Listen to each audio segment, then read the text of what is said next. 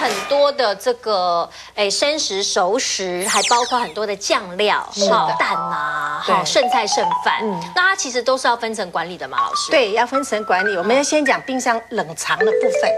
假如说像我们家的冷藏的话，哈，我们家是日式冰箱。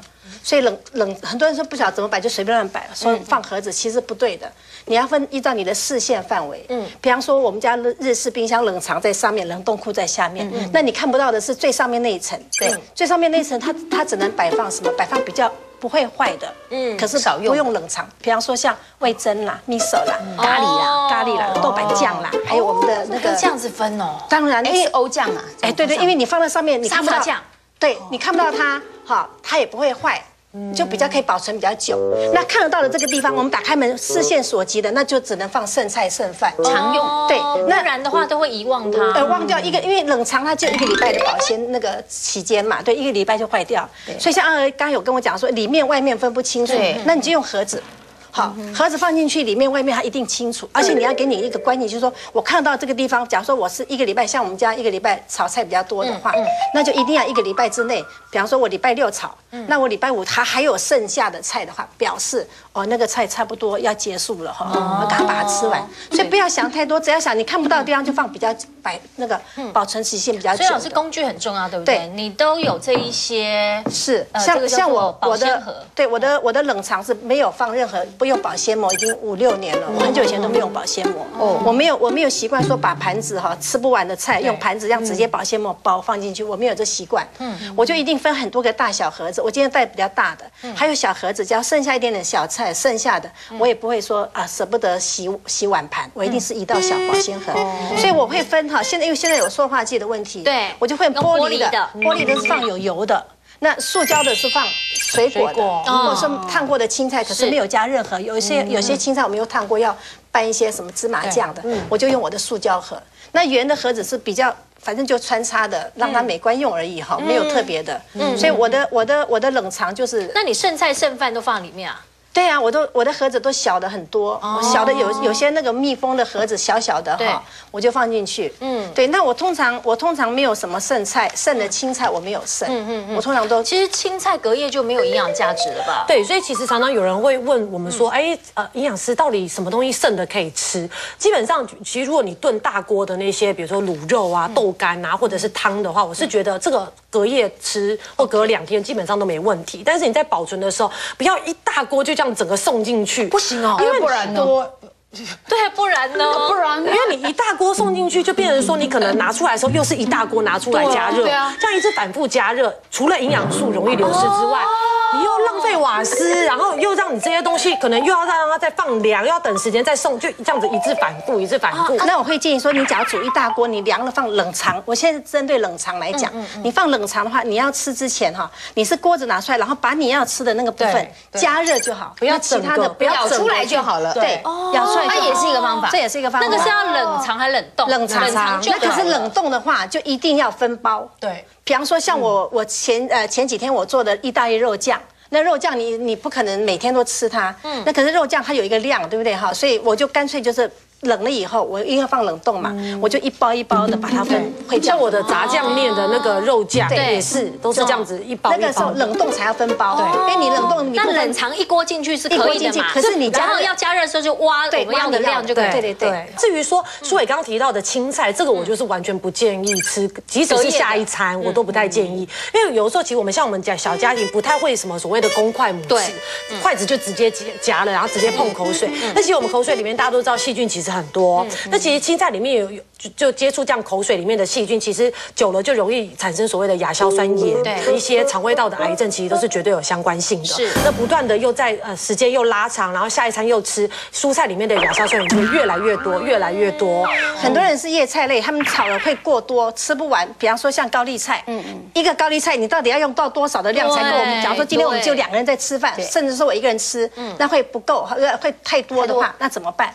我有一个方法教大家量，比方说我比方说这是一个盘子，对，好，这是一个盘子，打比方说这是一个盘子，好，然后你把那个高丽菜或青菜，你把它剥洗干净以后，你把它就剥到一个盘子满满的，不会掉出来，它炒起来是正好是你要的量。哦，对。那假如说人家说，哎，那老师我不知道，我已经洗了很多了，对不对哈？那我不炒怎么办？哈，那可以，你只要洗好那个量，正好是已经超过我们刚刚讲的方法的话哈，你就干脆用餐巾纸把那个蔬菜整个包起来，再放塑胶袋，它至少还可以保存1-2天。对。哦。如果说你要吃就不要去吃，对，你要吃多少哈，你再拿菜炒多少，那这样它就不会有剩青菜的问题。好，那还有一个东西我也很困扰，叫做是调味料。是。刚才那个营养师有说，调味料它放在的地方可以放在比较看不到。哦，对，那个杨老师那个是像沙茶或者说像味噌那种是罐装的。对。那我们冰箱门上面都会放的酱油啊，像这种酱油这种东西有没有放到里面？然后常用的。对，你会发现油啊、乌醋啊、白醋啊，这些都要冰吗？其实就像杨老师讲的，你任何的调味，因为调味料太多种，像有什么泰式、韩式什么